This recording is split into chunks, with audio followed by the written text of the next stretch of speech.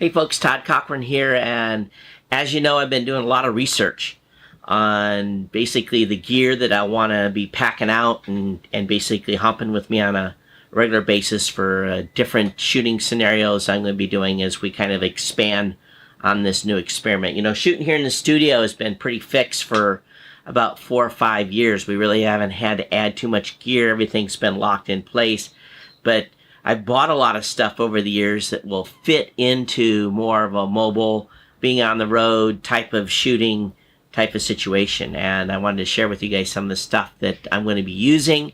This is a common stuff that a lot of people that are shooting just daily videos on YouTube are using. So this is nothing that you can't learn anywhere else. But my biggest ramp up really has been the DSLR slash lens configuration, what lenses do for certain situations and so forth. So one of the lenses I picked up was a 55mm prime lens, and to be frank with you, I didn't know what a prime lens was 2 weeks ago.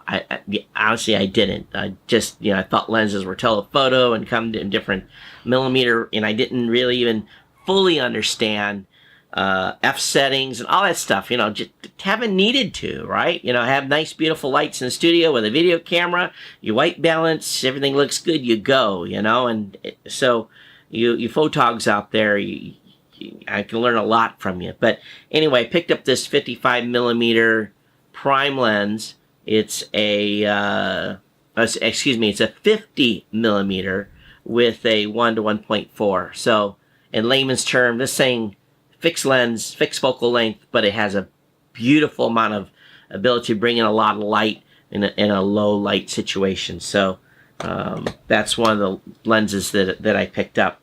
But also along with all this gear, being mobile increases the chances the stuff's going to get ripped off. So I followed some other folks on YouTube, some of the recommendations they made. For example, batteries. Let me just show you one. I've got one here that I've been using essentially paint. And I used a Molotow paint pen to be able to paint on some of the gear to basically name and telephone number. I've also put a sticker on the back that basically has my name, telephone number, do the right thing, that slogan, to try to get folks, if they find a battery or find a piece of gear, that they basically do the right thing and send it back. Whether or not they will, I don't know, but maybe it increases the chance of getting stuff back. All this gear is so highly pilferable, and carrying it around in a backpack. One of the gears I've added is a Gopro Hero 5. While that's going to be attached to a selfie stick, it won't always be attached to a selfie stick in a bag. But anyway, that's the kind of the idea for using the Hero, is when you're kind of in a more mobile, need to have not so much weight. Carrying around the DSLR kind of sucks. But you guys have already seen one of the things I've been using in my car, and this is a Woods Power Grip suction cup. Man, this baby will stick to a window and it doesn't come off. And then I've got a Manfrotto camera mount that basically is makes it real easy. It's a number 155 that makes it real easy to mount a camera to. And it's just got a simple little camera mount there that works good. So I've been using that with the Mevo. Used it the other day to make that time-lapse video as I was driving around Honolulu. So this is actually a review unit from Brino. This thing is actually, in my opinion, too big for the stuff I wanted to do. Brino sells a smaller one that's about half this size. I think that at some point I'll probably pick one up. This one has to go back, so I'll be using my iPhone to do time-lapse stuff as we move forward. But again, the big, the huge issue with this, this mobile and doing stuff remotely with the video, of course, I've been doing a lot of stuff here in the studio initially, it's just the battery count that I have. I got batteries for the 9-volt batteries for the Rode video microphone. I got an extra GoPro battery. I've got batteries for the Osmo, and I've had this Osmo for a long time, and I really did nothing with it. It's one of those things I bought that months later you're like, man, that was stupid. So But I'm going to be able to use this now on a more regular basis. This is a tie this to my iPhone. I can stream from this, or I can record to it. It's a stabilized picture. So, I've got all the accessories for that. So I don't know how much I'll use the Osmo, to be honest with you, because all this other stuff just really does a phenomenal job in recording. Now, the only thing the piece that I was able to double up on stuff that I already had was one thing that I've learned from a lot of these folks doing stuff online is that the more you don't show publicly, the least amount of attention you can get to. So while I might pull out a camera like this and take a picture, doesn't tell them a lot. So as you notice, I've got the labels covered up and stuff so that they really can't tell who the manufacturer is. To get an idea, it lessens the amount you're going to be targeted.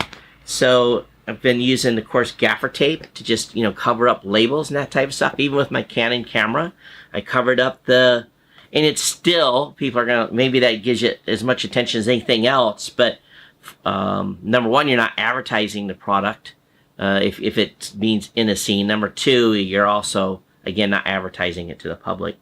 One of the things, I don't know how much use I'm going to get out of it, is a Gorillapod with a Joby head that can swivel, mount the camera to that. This will be good for, just kind of like doing some, basically I need to carry the camera around, don't want to carry a tripod, and yet want to have the ability to have a stabilized shot. The thing that sucks about this thing is you put a DSLR on it, it has a tendency to sag and for the camera to easily tip over.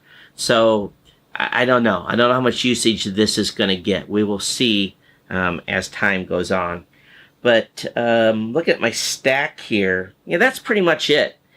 So, what it really boils down to is using the GoPro for when I'm more mobile, maybe at the beach or doing stuff like that.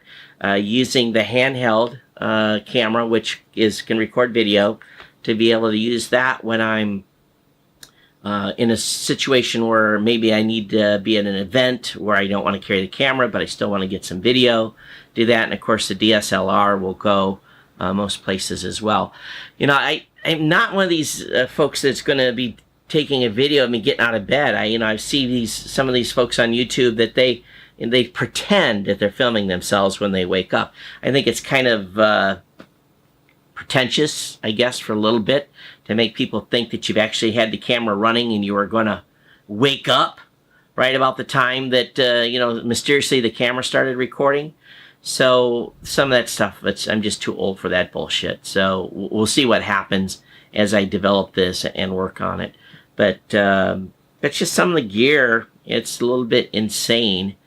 Still waiting for my camera bag to arrive. That should be next week. Once that get here, I'll get this all mocked up.